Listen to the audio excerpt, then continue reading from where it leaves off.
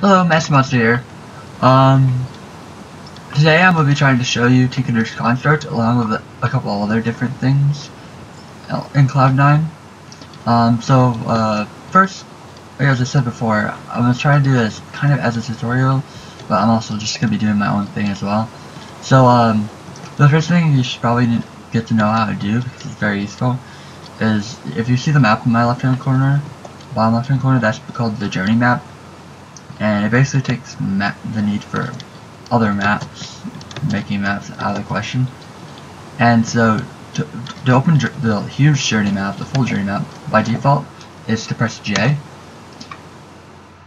And once you do that, you'll get a huge overmap, and you'll get to choose day to night, and what you can show mobs, show pets, villagers, grid, in and out. And you can change the theme and everything. But what you really want is waypoints, and from here you'll be able to choose what dimension you're saying you're. Oh shoot, I should have changed that. Okay, get back to overworld now. There's lots of dimensions in this game. I don't want to overpass it. Candyland.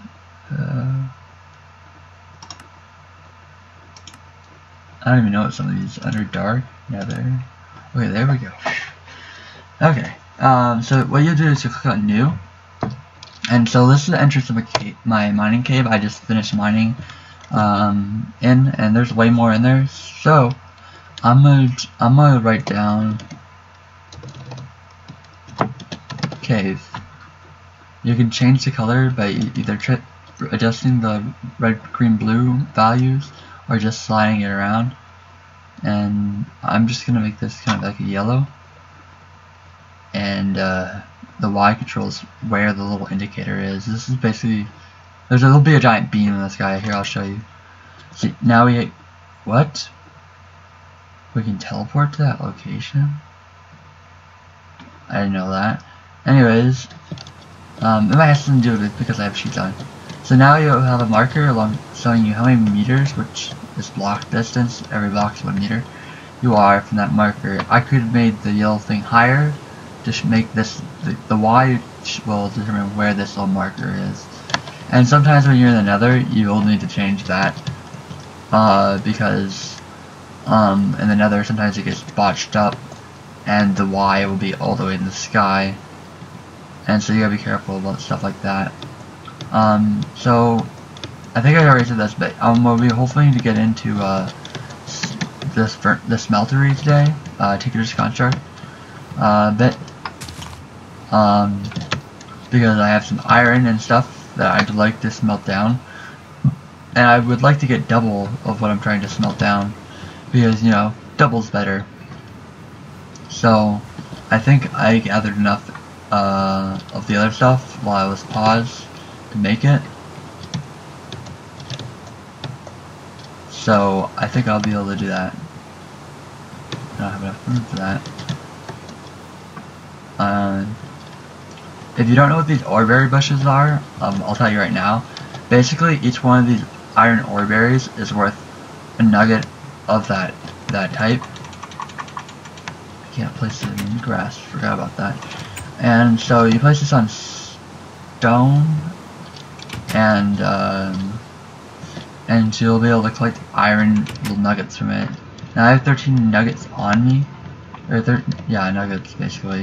You gotta smelt them in order to make them nuggets, so it's not like, it's not the most efficient, you know, kind of deep thing to have, because it's not necessarily it'll take some furnace power to turn into the nuggets, and it may not seem worth it compared to the bars, but it's a replenishing supply of iron, and I find it very useful. I think I'll just put it outside.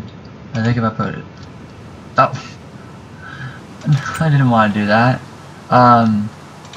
So since I accidentally turned my hatch into a cobble hatch, for those of you who don't know, can I do it now? I'll show you how to make the carpenter blocks later, but when you have a block of whatever in your hand and you hit use like you would to open it, instead of actually using it, you'll instead of actually using it, you'll turn that block. You'll give it the texture of the block. And I wanted to do something a little bit more complicated than cobblestone. So all you have to do to get it off is to mine it down and replace it. So that's pretty easy fix there. What the ore bush is, if it comes from the... Okay, this isn't gonna work. I thought it would work. I think I have to be underground, so I'm gonna find a place underground to store all of my berry bushes. I think I'll just extend the ladder down. I'll be back.